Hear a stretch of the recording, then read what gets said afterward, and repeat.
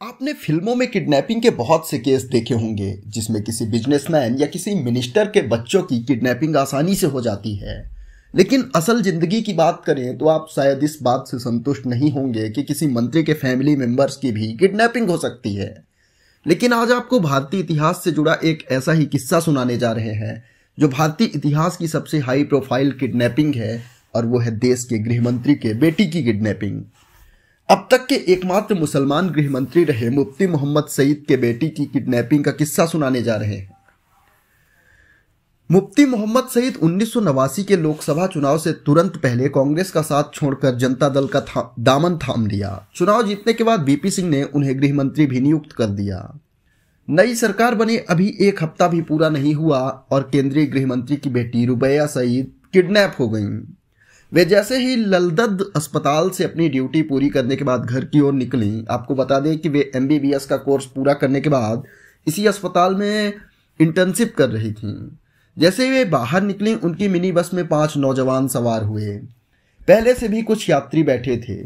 धीरे धीरे बस के यात्री अपने स्टॉप पर उतरते चले गए और वे बस जैसे ही श्रीनगर के बाहर नौगाम की तरफ बढ़ने लगी, जहां रुबैया सईद का घर था, अचानक 5 नौजवान खड़े हुए और उन्होंने ड्राइवर को बस को नातीपोरा ले जाने के लिए कहा।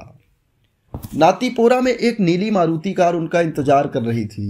रुबैया को जबरदस्ती उस कार में बैठाया गया। राज्य सरकार के जूनियर इंजीनियर जावेद इकबाल मीर के घर ले जाया गया। पत्रकार मनोज जोशी अपनी किताब the last rebellion Kashmir in the 90s में लिखते हैं कि रुबैया के साथ JKLF के नेता यासीन मलिक, अशफाक माजिद वानी, गुलाम हसन भी गए। कार चलाने वाला शख्स अली मोहम्मद मीर भी राज्य सरकार की company state industrial development corporation में टेक्निकल ऑफिसर के पद पर काम कर रहा था। उसी शाम JKLF के प्रवक्ता दैनिक अखबार कश्मीर टाइम्स को फोन करके कहते हैं कि उसके मुजाहिदों ने डॉक्टर रुबैया सईद का अपहरण कर लिया है क्योंकि वे अपने साथी हामिद शेख को रिहा करवाना चाहते हैं।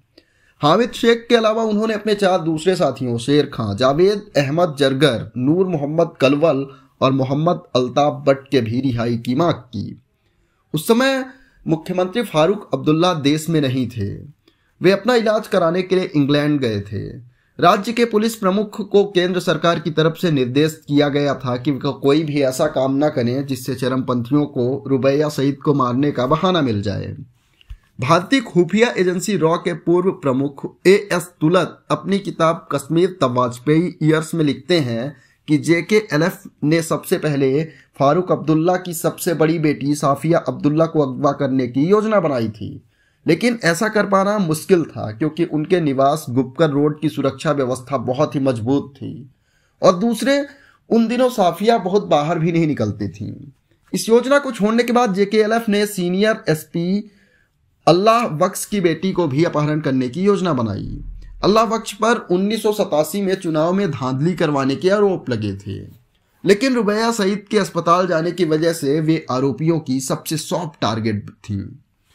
सरकार की तरफ से गुजरात काडर के IAS अधिकारी मूसा रजा ने चरमपंथियों से बातचीत शुरू की। रजा तब कश्मीर के मुख्य सचिव थे। इस बीच रुबैया सईद को छुड़वाने की मुहिम में कई और लोग शामिल हो गए।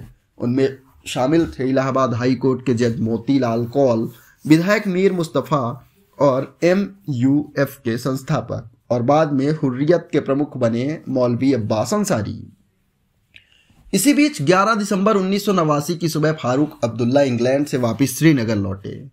आते उन्होंने अपने मंत्रिमंडल की बैठक बुलाई। उनके मंत्रियों ने उनसे शिकायत की कि उनको कुछ भी पता नहीं कि अपहरण के मामले में क्या हो रहा है। एक मंत्री ने कहा कि सब कुछ इंटेलिजेंस ब्यूरो के दफ्तर से चल रहा है। मुख्य सचिव हमें बिल्कुल भी रिपोर्ट नहीं करते और इंटेलिजेंस ब्यूरो के दफ्तर में ही बैठे रहते हैं। अब्दुल्ला ने फौरन मूसा को तलब करने के लिए कहा कि आप आइंदा चरमपंथियों से बात नहीं करेंगे। जब मूसा ने इसका कारण पूछा तो अब्दुल्ला ने जवाब दिया कि आपने अपनी बातचीत का विवरण मंत्रिमंडल को क्यों नहीं दिया। मूसा ने जवाब दिया कि मुख्यमंत्री की अनुपस्थिति में कोई मंत्रिमंडल था ही नहीं, उन्हें मालूम ही नहीं था कि किसको रिपोर्ट करना है। सच ये था कि मूसा उस दिनों दिल्ली में कैबिनेट सचिव TN शेषन को रिपोर्ट कर रहे थे। फारूक अब्दुल्ला को इस बात का अंदाजा था कि अगर रुबैया सईद की जगह एक भी चरमपंथी को रिहा किया गया तो इसके क्या परिणाम होंगे। लेकिन दिल्ली से चरमपंथियों के साथ समझौता करने का बहुत अधिक दबाव बन रहा था। 11 दिसंबर से 13 दिसंबर तक फारूक अब्दुल्ला ने वो सब किया जो केंद्र सरकार चाहती थी, सिवाय उन 5 चरमपंथियों को रिहा करने के। जब जज मोतीलाल कौल फारूक के पास मुफ्ती मोहम्मद सईद का संदेशा लेकर गए कि सभी 5 चरमपंथियों को छोड़ा जाना है, तो उनके सब्र का बांध टूट गया। नाराज फारूक ने सवाल किया कि एक चरमपंथी को छोड़ने की मांग से बढ़ाकर 5 कैसे हो गई? अगर मेरी बेटी का भी वो अपहरण कर ले तब भी मैं उनको रिहा नहीं करूंगा। फारूक ने गृह मंत्री मुफ्ती को फोन मिलाकर कहा कि देखिए, हम अपना पूरा जोर लगा रहे हैं, मैं आपको आश्वस्त करता हूं कि मैं कुछ भी गड़बड़ी नहीं होने दूंगा।